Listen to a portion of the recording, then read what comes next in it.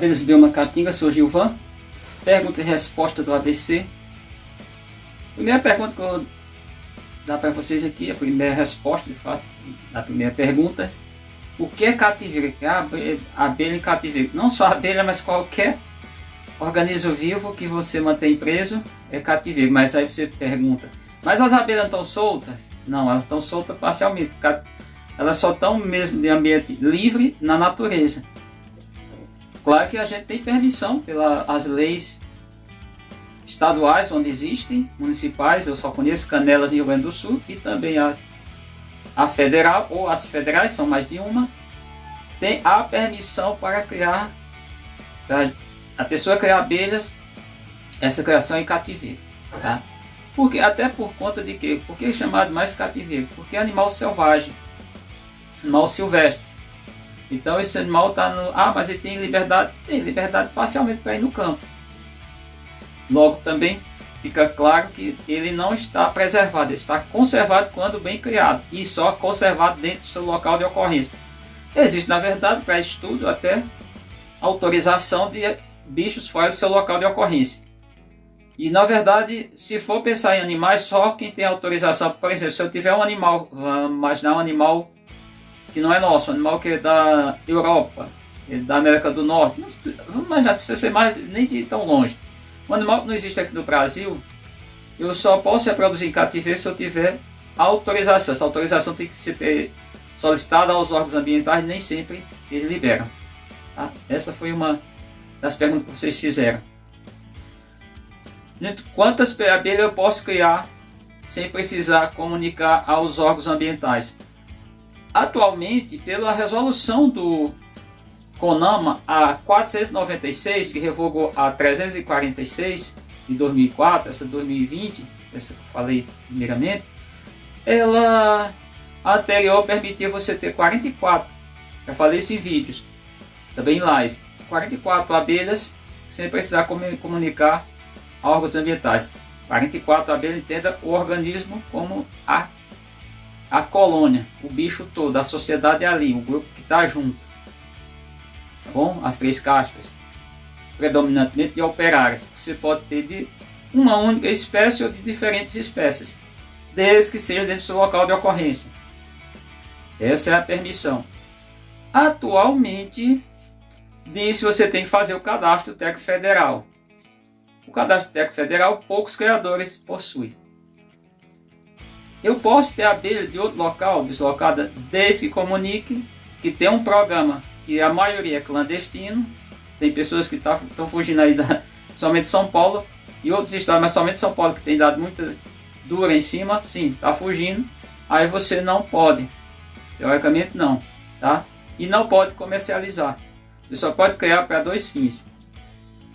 Fim de conservação se garanta, que é a conservação, você tem um programa, tem um estudo. Pouquíssimas pessoas, da maioria, acho que 99,99% quem está com a abelha deslocada, não participa, não desfruta dessa regalia, ou seja, de ter autorização porque está conservando, ter estudos, ou para pesquisa científica. Caso contrário, é crime ambiental. Isso é que é visto, e isso não adianta ficar dizendo. E outra pergunta, eu estou criando abelha para preservar, gente. Tira isso da cabeça. Quem está falando isso, está falando uma coisa que não procede. Está falando algo que não conhece. Está sendo ignorante. Ignorância não é de ignorante, não é de estupidez. Estupidez é uma coisa para ele.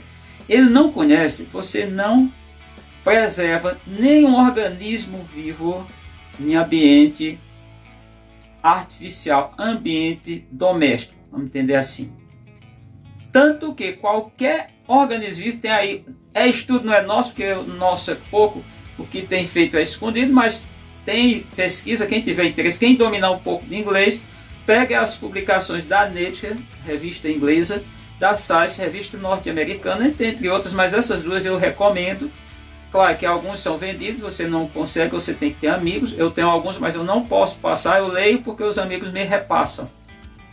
Falando sobre a ameaça, tem ameaçado, nós temos classificado, não, a sociedade, os biólogos têm classificado no mundo inteiro, desde quando iniciou a classificação das espécies, já sabia, mas não tinha classificação.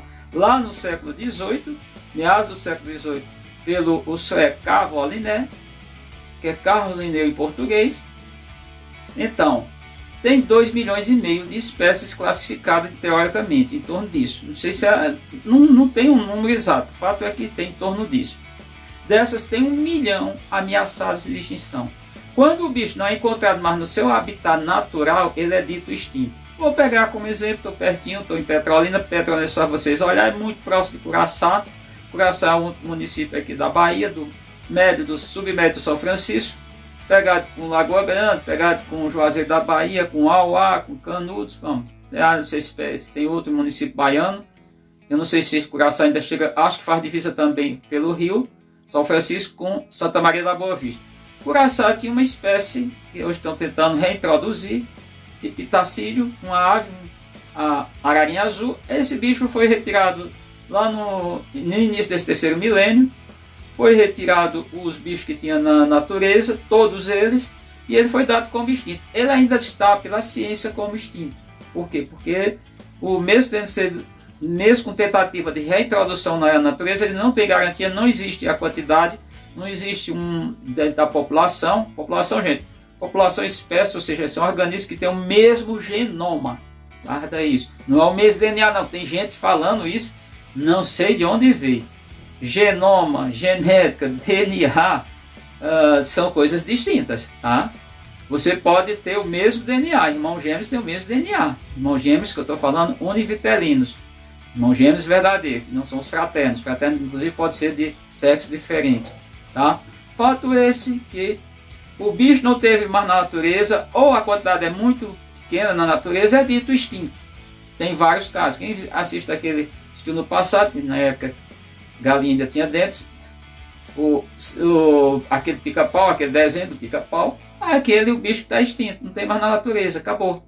Mas tem alguém criando em cativeiro, está morto, está extinto, não tem mais na natureza, não é encontrado mais na natureza, está extinto. E assim sucessivamente tem vários tipos de organismos vivos que já desapareceram. Tá? Não é o caso só de mamute, não.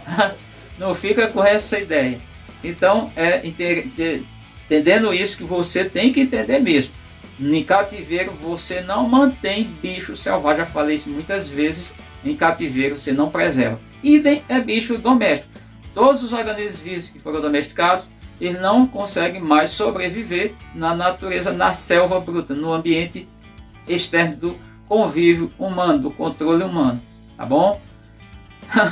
Vou fazer uma live, gente, tem uma live marcada, já está aí, quem assiste o canal, baixa lá, vê lá, já tem o link.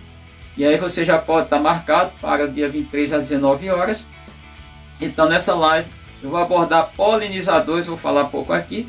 Foi perguntado quem são os melhores polinizadores. Polinizadores de monocultura é o título da live. Para que eu vou falar, abordar de todos os tipos, basicamente todos não, possível.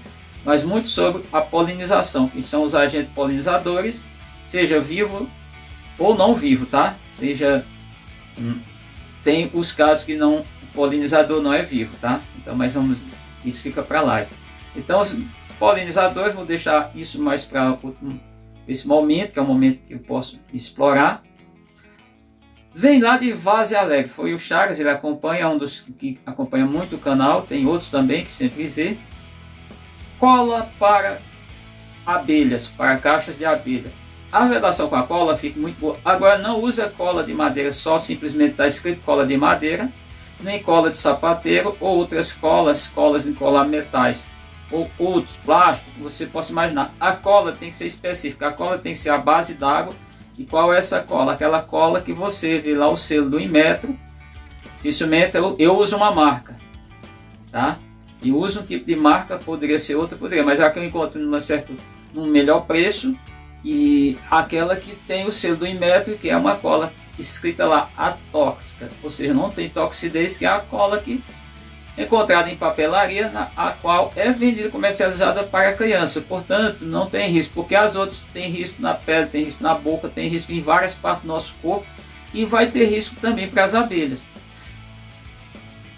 Falando nisso, nesse toxidez, eu emendo essa resposta com outra pergunta que foi feita. Qual álcool que eu posso fazer extração de atrativo? Gente, não use álcool que é usado nos veículos automotores. Não use esse álcool chamado álcool posto de gasolina. Ele tem um nível de toxidez muito elevado, Claro que o álcool a gente sabe que é volátil, mas sempre vai ficar resíduo, substância do álcool. Eu, por exemplo, eu não uso o atrativo para pegar abelha porque eu não instalo iscas, mas para quem está instalando iscas, use o álcool, que também não é caro, você não vai precisar fazer, olha, com meio litro de álcool você forma uma quantidade de atrativo, dá para você estar mais de umas 200 iscas. E aí você faz com o álcool que é comercializado nos supermercados, que é aquele que é hidratado, aquele álcool tem um nível de toxidez, mas é menor. Ele não vai oferecer risco, quer dizer, se você usar o álcool do posto de gasolina, normalmente ele vai ficar, de um modo geral, apesar de volatilidade, ser um dos líquidos voláteis, ele vai deixar substâncias, resíduos na garrafa PET, ou outro tipo de isca que você utiliza. Eu uso aqui o atrativo só para dar um banho interno nas caixas antes de arranchar as abelhas, para já ficar um cheiro material delas. Normalmente eu faço esse atrativo com o mandaçaia, o material retratado da mandaçaia, que é a abelha que eu crio em maior quantidade, tá? E por último, que eu também não vou estender muito, que eu vou fazer um vídeo nesses dias para vocês, alimentação. Qual é a melhor alimentação? A alimentação que a abelha produz. Ou seja, se você vai alimentar a abelha, não seria ideal se você tivesse como tirar, coletar. Eu até teria, mas é trabalho e tudo, eu não tive nem muito tempo esse ano. Estou entrando de férias agora, estou de férias a partir de hoje. Trabalhei até ontem. E aí, um detalhe. O mel da abelha, da própria espécie, é o melhor. Se não da espécie, de outra espécie similar. E se não dessa espécie similar, o mel de africanizada. Garapa de açúcar, chama xarope, mas não é xarope em tese. Do ponto de vista real, é garapa ou água com açúcar. Funciona, é calórico, mas não é para você também ficar alimentando a sua abelha o tempo todo. Porém, até esse final de semana, no início da semana, de fato, teve um pessoal aqui, tem um rapaz que está ajudando na criação de abelha de uma senhora lá em Juazeiro, e pelo que ele falou, eu já dei o diagnóstico. As abelhas estão passando fome, está no centro de Juazeiro, apesar da acesso à beira do rio, algumas poucas plantas grandes e plantas exóticas, elas vão conseguir pouco alimento, pouco néctar. Num jardim ou outro pode encontrar nenhuma planta ornamental, mas isso não é o suficiente. Então você precisa de fato estar no lugar que tem pastagem, só chama pastagem, mas eu vou dizer que tem flores para as abelhas, e nesse caso faltou, você vai ter que entrar com alimentação artificial calórica para as adultas. Para as adultas fazer, construir o alimento das larvas e da rainha, aí nesse caso elas precisam de pólen, tá bom?